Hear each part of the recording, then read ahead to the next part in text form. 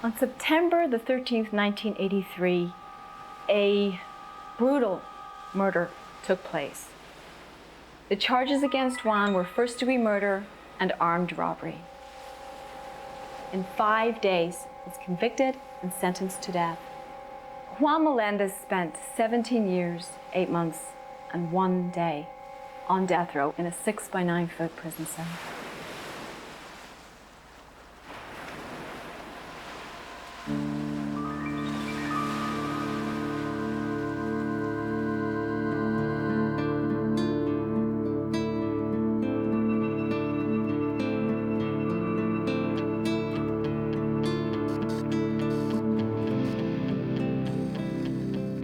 Los Estados Unidos está con Afganistán, Pakistán, Morocco, Mongolia, Malasia, China. Esas son la gente que aplica la pena de muerte.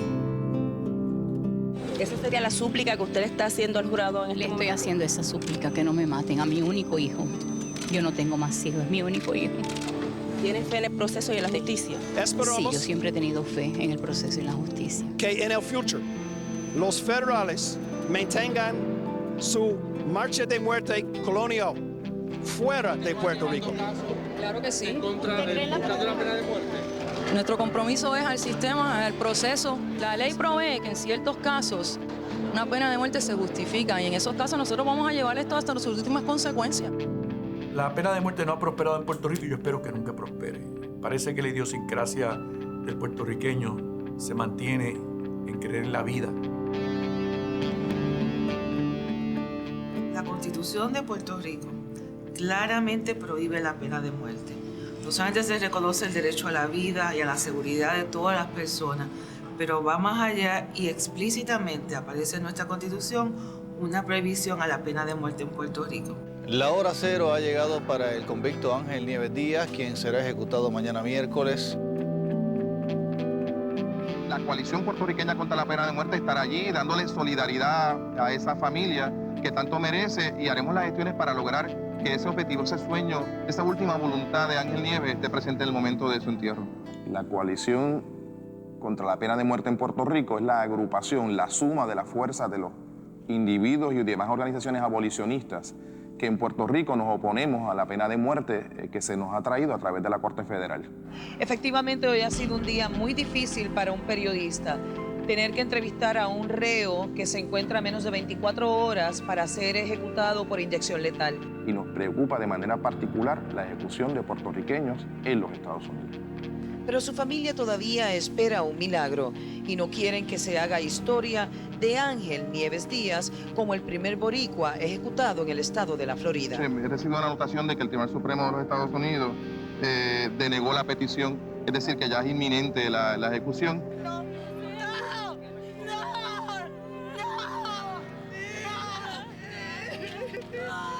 Una hora después, el Departamento de Corrección de la Florida efectuó una conferencia de prensa donde dejó saber que Ángel Nieves Díaz tardó 36 minutos en morirse, considerando esto así como una ejecución inusual.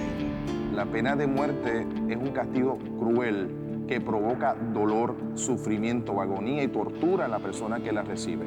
Pero no solamente en la persona que la recibe, sino también en sus familiares. La pena de muerte es un acto de venganza.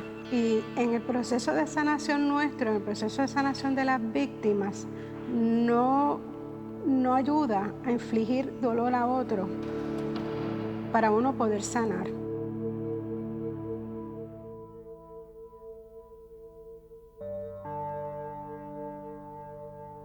My opposition to the death penalty arises from the fact that it's a government program. It really is a government program. It's no different than any other government program. And many people understand that when you've got a government program, mistakes are made. I don't believe the death penalty can ever be sufficiently reformed to eliminate all errors.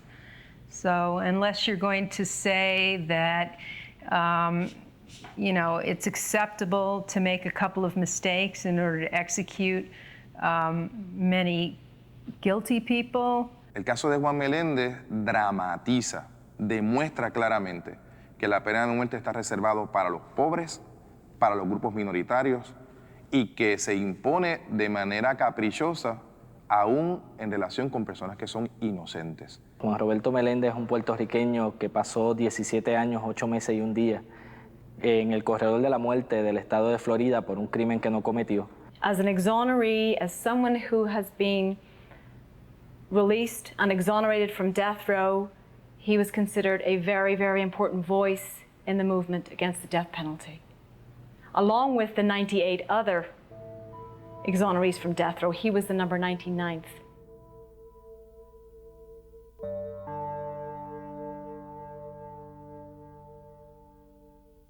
If we don't trust the government to figure out how best to handle our tax money or how to spend our tax money, how can we trust the government to determine who to kill and who not to kill? I think the death penalty is fatally flawed because we can never eliminate all of the errors from the system, and there's always going to be a risk of innocent people being executed. That's really sort of the ultimate thing that the government can do, is to kill you, to put you to death.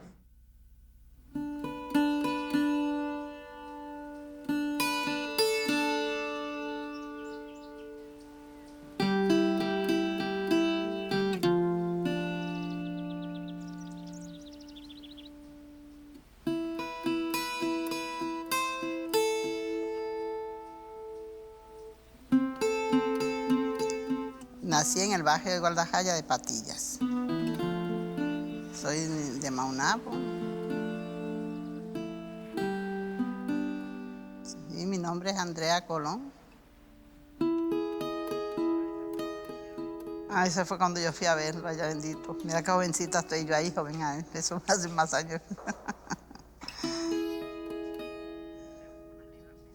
Tengo como unas libras menos, ¿verdad? Y él también, un muchacho. ¿Te fijas? Un muchacho. Eso fue cuando yo fui a ver por primera vez. Juan Roberto Meléndez Colón. Nací en Brooklyn, New York. Él lo pusieron en el certificado de nacimiento John Robert Meléndez, pero el nombre era Juan Roberto Meléndez. Pero como en ese tiempo no había mucho hispano de eso, pues cuando se apuntó, lo apuntaban en el mismo hospital. Pues le pusieron el nombre en inglés. Para cortárselo, pues le pusimos Yanni. Nos lleva a Estados Unidos como a toda la pobreza y la buscar ambiente por allá. Bastante fuerte porque en aquella época se trabajaba mucho y se ganaba poco.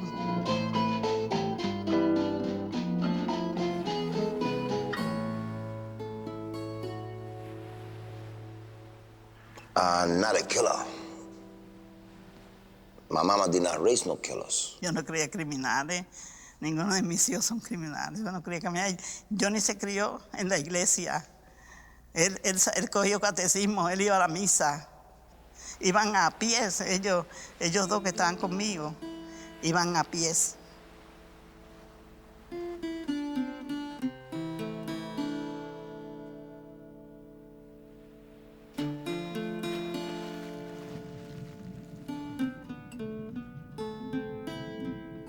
Se empeñó en irse a trabajar para los campos en Estados Unidos, pero antes de eso era muy buen estudiante, siempre era de 4 puntos.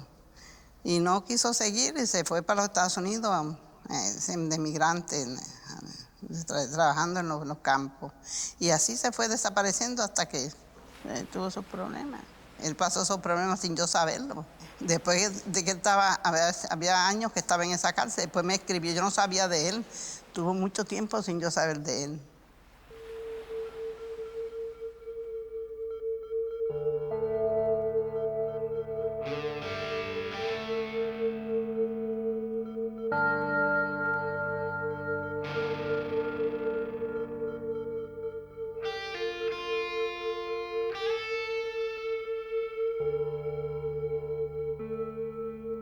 September the 13th, 1983, a brutal murder took place. And the victim was the owner of the beauty salon. His name was Delbert Baker. He was known as Mr. Del to his friends and his acquaintances. He was shot 3 times in the head and in the shoulder area. and he had his throat slashed. The crime scene was drenched in blood. And a period of time goes by where the police can't figure it out. But then this person shows up in town, and he knows Juan and comes to not like Juan and has a grudge against Juan and starts telling the police this story that Juan has confessed to having committed this murder. And so then they find Juan up in Pennsylvania, I believe it was in March of '84, and then bring him back down to Florida for this trial. They took me to court in front of a judge, and he was talking about extradition. At that time, I didn't know what extradition mean because I did not know the language that well. He was reading the charges to me. So this public defender, I remember him packing me in the back, and I can hardly understand what he's saying because I did not know English that well, and I was naive to the law. But he used to tell me, don't worry about it, you will go home. That part I didn't understand. I should go home, I didn't commit the crime. September the 17th, 1984. On the Monday, they picked the jury. They selected the jury. They continued selecting the jury on Tuesday. I handled a trial in New York City, in a capital case. We took 2 months to pick the jury. The trial lasted for 3 months. There's a very rigorous process whereby only what we call in the law death-qualified jurors may sit in a death penalty case. That means you can only sit in a death penalty case if you can swear, you can take an oath that you can either impose a sentence of death on another human being, or you can consider imposing death on another human being. So many Hispanics, many African Americans were struck from this jury, as is often the case in death penalty cases, because of their opposition to the death penalty. I can tell you, in other places, they would be shocked at how fast and short this trial was. But even by Florida standards, it was fast and short. We have 11 whites and 1 African American. The evidence comes in on Wednesday. Juan had long hair. It's been described as a bit sort of like an afro. It was very fuzzy and it was long, and he refused to cut it. The evidence that put him on death row was very, very weak. The whole case, the state's case, rested almost entirely on the testimony of 2 witnesses. We have a police informant with an unsavory criminal history who also receives, according to several individuals, who received $5,000 for his testimony against Juan at trial. And then we have John Berrien, who is a friend of Juan Melendez's, who testifies under the threat of the electric chair. One of the people advocating to convict him pointed to this photograph of Juan that had been introduced into evidence with his afro, and he apparently said to the other jurors, "Look at that afro, it's as big as a quarter," and was using that to justify convicting him of a murder. What does it have to do with whether or not he committed the murder? All it has to do with is the racism that was going on in the jury room. So on Thursday, the jury convicts Juan. On Friday, the very next day, the jury sentenced Juan to death. Monday, Tuesday, Wednesday, Thursday, Friday, the same week, they sent me to death. And the judge complained that it was all taking too long. Certainly his profile, certainly his background, certainly his socioeconomic status, certainly Puerto Rican, dark-skinned. On some level, it's like Casablanca, round up the usual suspects. If you go and you close this book, pin this murder on somebody nobody's gonna care about, you can do it, everybody's happy.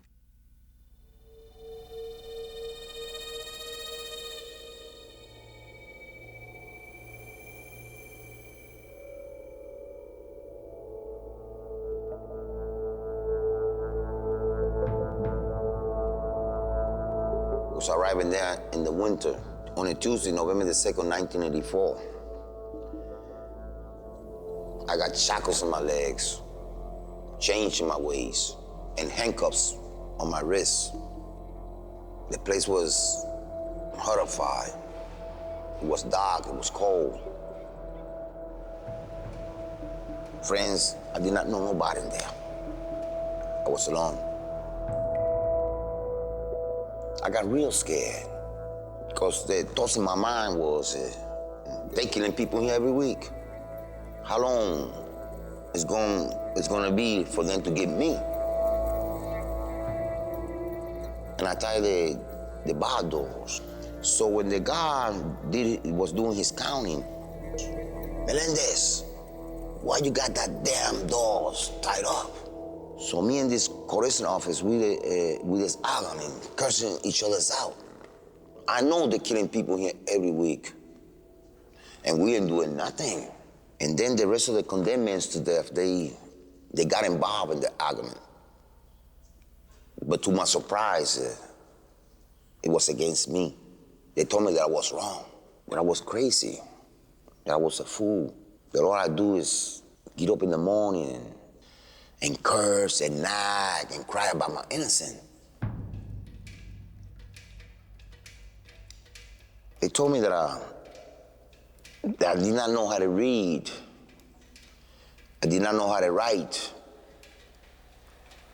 And I did not know how to speak English. Then they told me the most beautiful thing I could hear at that time. They told me they would teach me. The worst of the worst, if they never taught me, I would never have survived that place.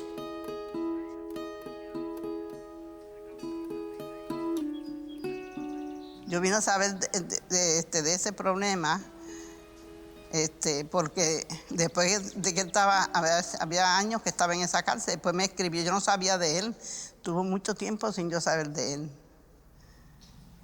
Porque cuando estaba en la finca siempre me escribía y estaba pendiente y venían y iban, pero cuando se me desapareció, que tuvo muchos años sin escribirme, cuando me escribió, fue para decirme dónde estaba.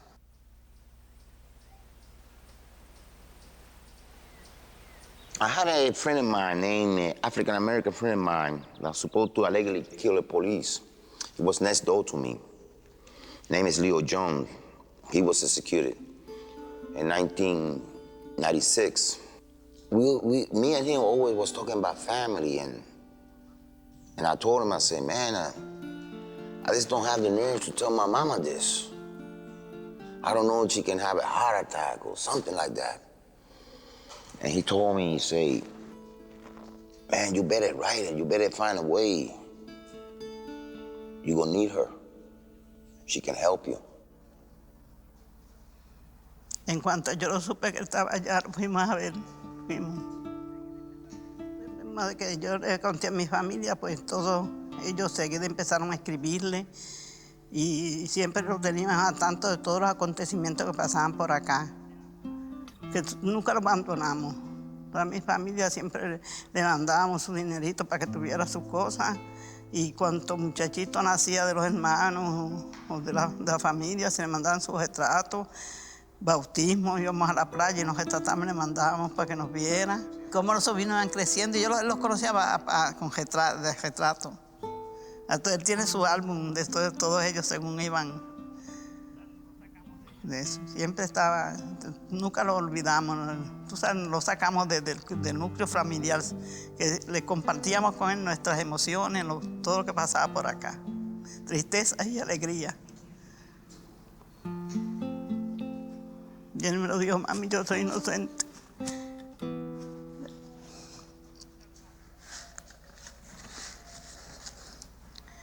Fue un calvario.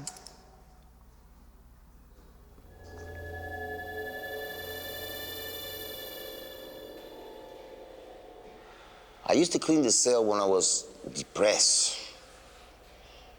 And it worked for me. And I learned that when you're depressed, the key is to get out of that stage. Don't stay in it, because if you stay in it, it's going to get you.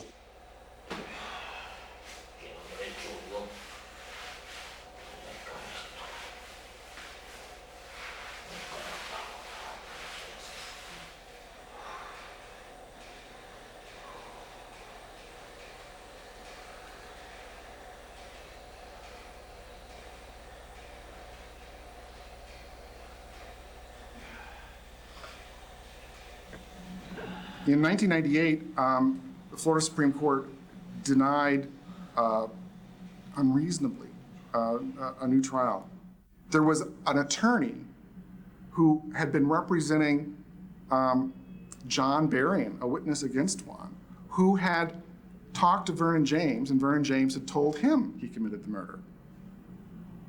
This attorney testified, oh yes, Vernon James told me I committed the murder. He testified, this was like in '96, it was like 12 years later.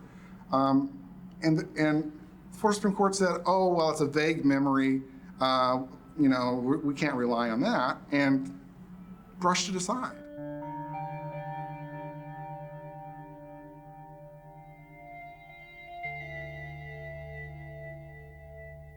I also, at one point in time, had represented an individual named Frank Lee Smith, who was on death row. His case was out of Fort Lauderdale. I remember Frank always claiming he's innocent. I remember he was getting sick. He had cancer. And the word was, they took him to the hospital. The word was that every time the lawyer come to see him, he was crying for the DNA test. The state was fighting it, wouldn't agree to it. Then Frank died of cancer. And Barry Scheck with the Innocence Project came in and managed to get the state to agree finally to do the DNA testing. Unfortunately, he died of cancer before the DNA test was resolved. And when the DNA test result came, it came indicating that he didn't commit the crime.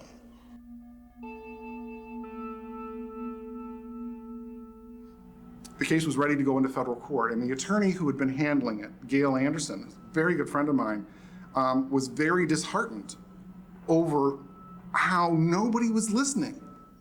When I saw her, I noticed that she had tears. She said, I'm sorry, I cannot handle your case no more. Oh, no, don't say that. You know my case better than anybody. I don't need no new lawyer in this stage of the case. She couldn't do it anymore, and she had to give the case to somebody else because she was so frustrated, and she was afraid that she was missing something, and she needed to have fresh eyes look at it. And I say, why? You don't want to represent me no more. You know why? I lost 5 clients. And don't mistake what I'm saying. This, when she said she lost 5 clients, it's 5 clients that got killed, got murdered by the state, executed. And she say, they are your friends. And I just dropped my head, and I understood right in there that she couldn't handle it no more. It was too much for her. You in conversations with so long, till next time, keep the faith, or, you know, I mean, all these phrases that always assume there's another day coming. And saying goodbye to somebody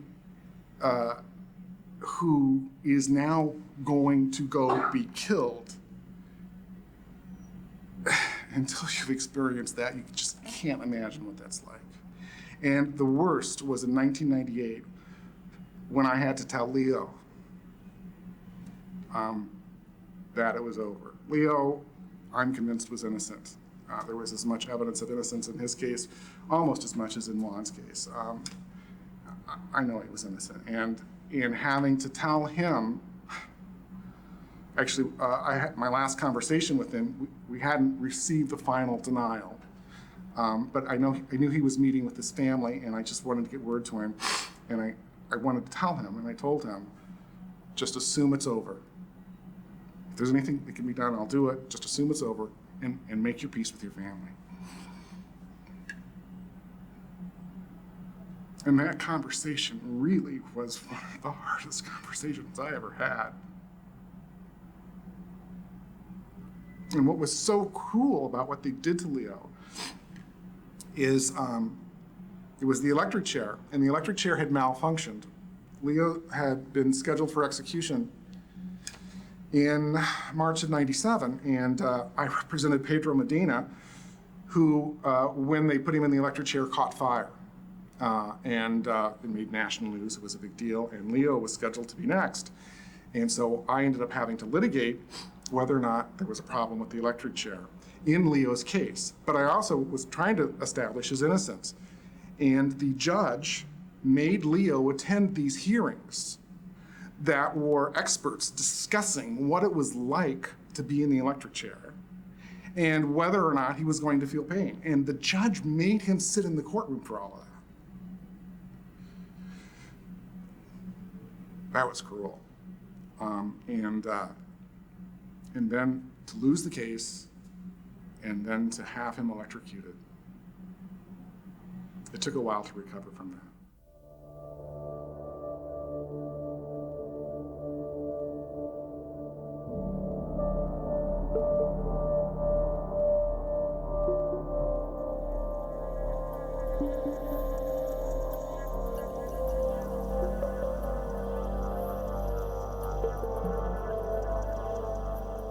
The hardest thing for me was when they execute somebody. All we did was we kept in silence. You see, I'm in this cell. Next to me is another man condemned to death. That I've been knowing him for about 10, 15 years. He cries in my shoulder. I cries in his. He tell me the most deeper thoughts. I tell him mine. I learned to grow to love him. And then one day they snatch him out of that cell. And I know what's gonna happen. They're gonna kill him, and I cannot stop it. I know the exact time, the precise time when they burn the life out of him, because the lights go on and off. And I cannot still stop it. People think that they're killing a monster, but they're not. They're not killing the same person that committed the crime. They're killing somebody else. They're killing a human being. Some of them are innocent, like Jesse Tefaro, Benny Dance, Leo Jones, and Pedro Medina. And all I can say is, I'll see you soon.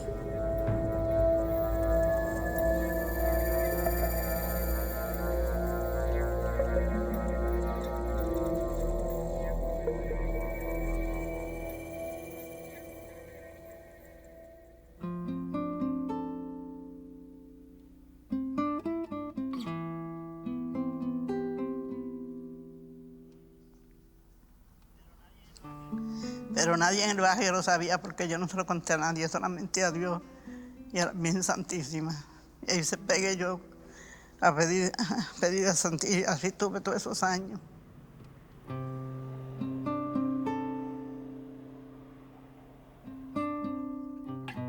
Tres rosarios, porque eso es lo que mandaba a ella, que se le rezaran 3 rosarios.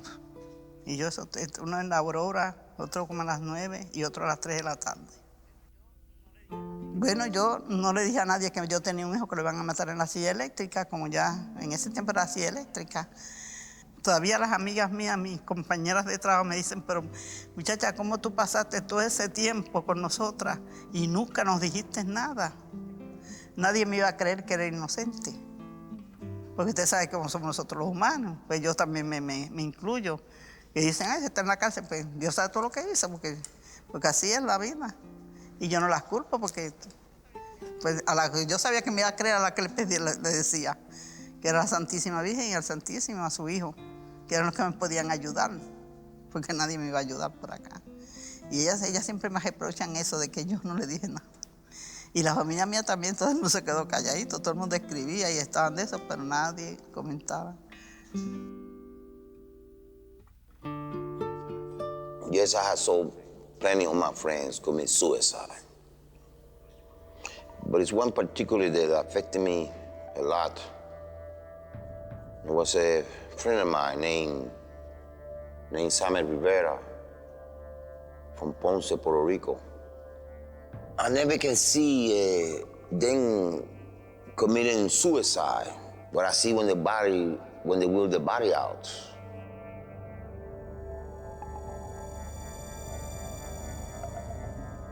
I had a mirror in my cell, and something in my head tells me, you're not gonna look at your friend for the last time. So I take the mirror and I stretch my arms to the bar, and I look. I see a purple-blue face that do not look like my friend. Dentro de mí se veía la tristeza, porque es que nunca me lo quitaba de la mente. Suena el teléfono, uno cree que son malas noticias que vienen. Cuando uno tiene esa pendencia, no, ni puedo dormir tranquilo. Son muchas noches las que se pasan en vela uno pensando.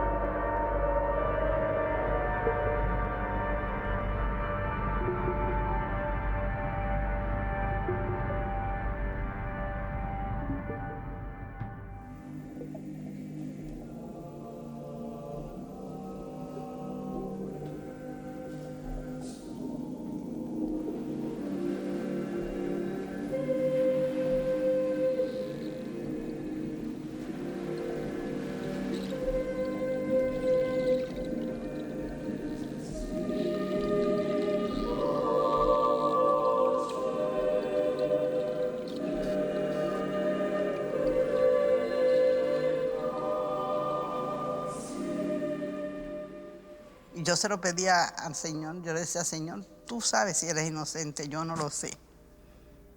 Para mí es inocente, pero tú sí lo sabes de seguridad que él es inocente. Y le pedí a la Virgen Santísima, tú también entregaste a tu hijo inocentemente, lo iniciaron ahí inocentemente, pasaste por el mismo calvario que yo. Como madre que tú fuiste, ayúdame. Y ayuda a todas esas madres que también están pasando por el mismo calvario. Hasta que la Virgen me hizo el milagro de devolverme mi hijo. A 50-year-old former fruit picker from Puerto Rico is a free man. Why Juan ultimately gets exonerated is this really bizarre thing. As a matter of luck,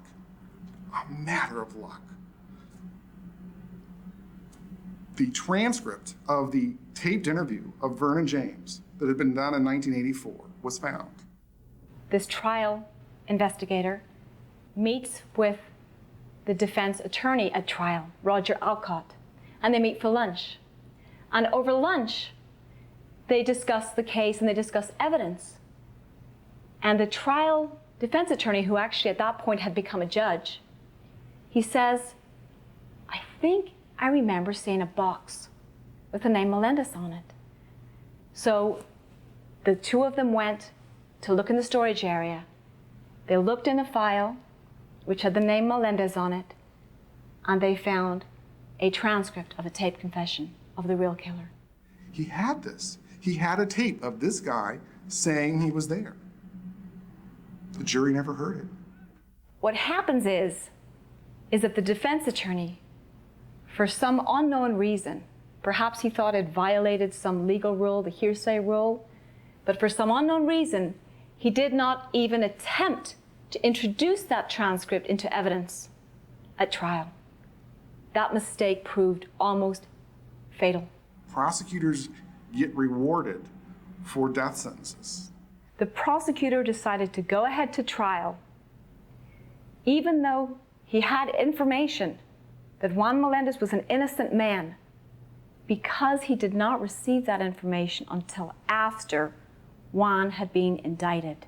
And what jurors really don't realize and what the public really doesn't recognize is the politics of the local community.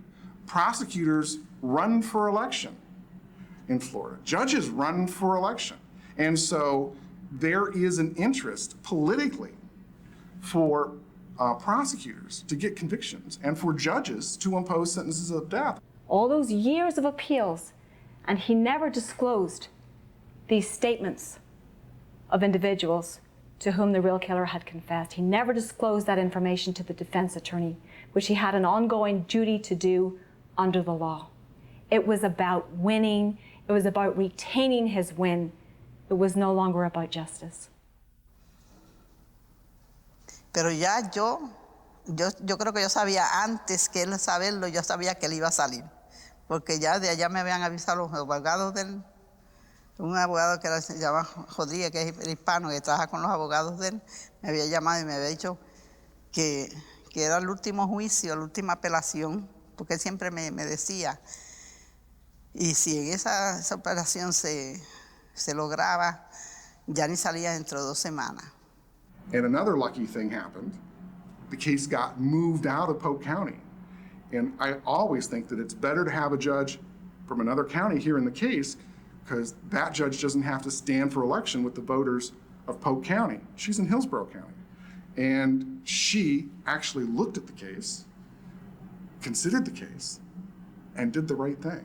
As Mike Vasalendo reports, Juan Melendez was ordered released after a judge found fundamental errors in his initial trial. And this was days before Christmas. We knew, because the prosecutor scheduled a hearing in Polk County for late in January, like 3 or 4 weeks later, at which time that's when it would be announced. And it really irritated me. It's like, what's the delay?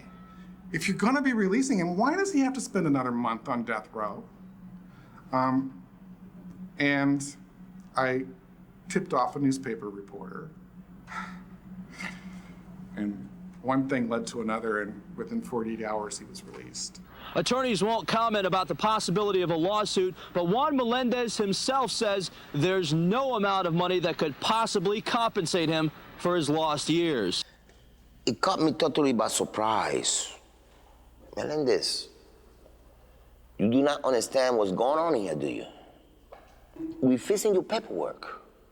They're gonna release you today. I was happy, but part of me still was sad because I leave them behind. So now I'm gonna say goodbye to my friend in the next to the last cell. I wanna say goodbye to him, but I cannot speak. I'm happy. I got a smile on my face and tears that's running down, but part of me that's still sad because I got to leave them behind, and I know their destiny. If we don't get the death penalty abolished, they're gonna kill them all. His friend says, was crying, but he was able to tell me, don't forget about us. Don't get into no trouble out there. Take care of yourself. And the last thing he told me was, take care of your mama. Then I get to the door that's gonna let me out of that wing. And before they open the door, I hear one clap. I hear the second clap. I hear the third clap. And I heard a whole bunch of claps. The entire death row facility was clapping their hands. They were clapping so loud the guards got mad at them and told them to be quiet, but they didn't stop clapping until I left the place.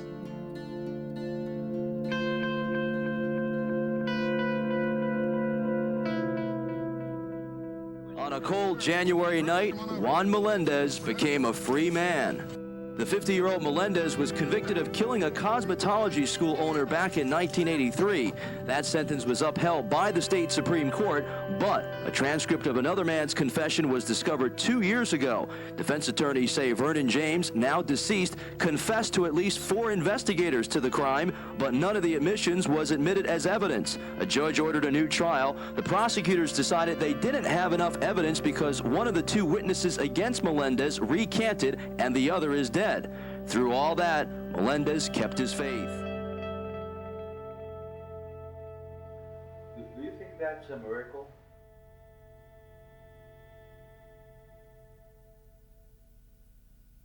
That Juan was not executed I think Juan considers it a miracle. I tend to characterize it as an incredible quirk of fate that he was not executed. Had Juan been on death row in Texas or in Virginia, he would not be alive today. Y yo en ese tiempo no tenía la Virgencita. Yo le rezaba a la Virgencita con una estampillita que me habían dado. Y yo a esa estampillita yo le rezaba. Entonces, la vecina mía sí tenía la Virgencita. Y yo le dije, mira, coge estas 2 rosas y pónselas a la Virgen. Pónselas en mi nombre, porque ella sabe por qué y dale las gracias. Trasladó doña Andrea Colón desde su natal Maunabo hasta el aeropuerto, acompañada por amigos y familiares. La sexagenaria, quien durante 18 años se mantuvo firme y depositó toda su fe en un milagro, no podía disimular su emoción. Now I'm be able to go home and take care of my mom in Puerto Rico. She's 73 years old, all by herself in the house, and now I can spend some time with her and the rest of the family. So I left the island in 1970, and I've been back since.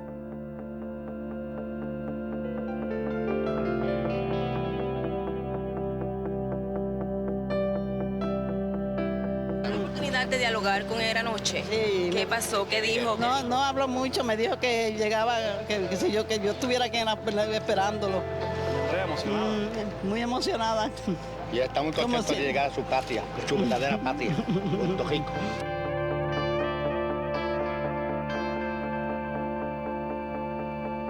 Luego de varias horas de espera, el gran momento llegó. Madre e hijo se confundieron en un abrazo.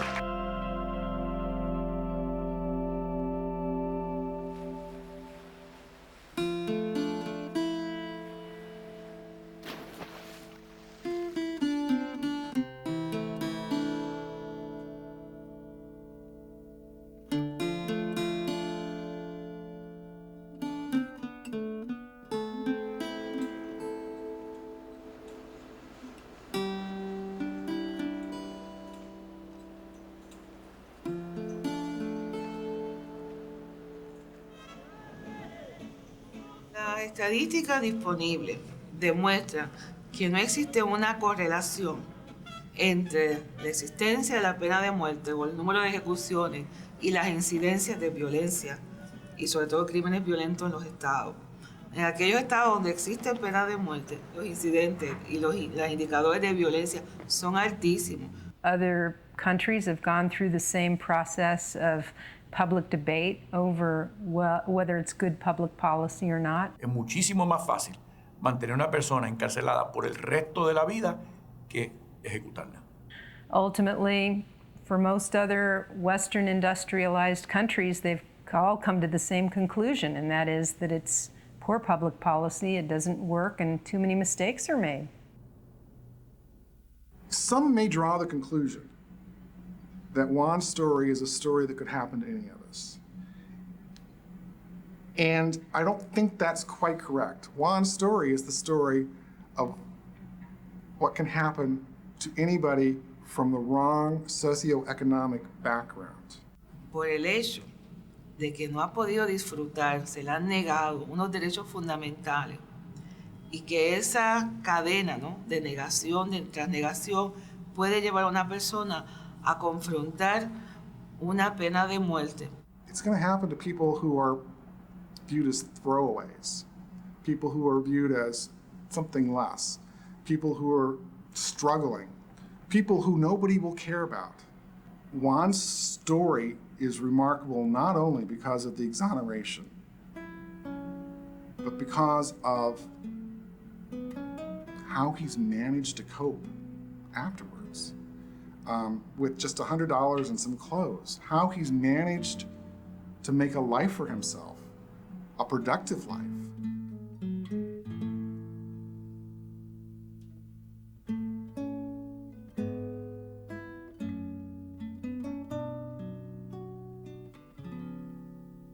Somehow managed to avoid the bitterness and managed to stay focused on trying to take this negative and turn it into a positive. And I don't know how they did it. I don't know how Juan did it. I think it's so remarkable, and I'm so proud of him.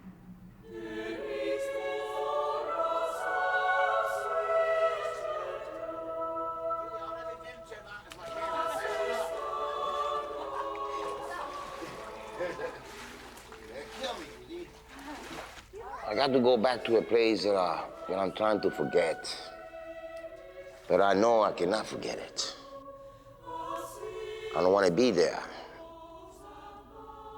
But I know I have to tell it. It's for good. I left a lot of friends behind, and they're killing them. I just got to do it. I have no choice.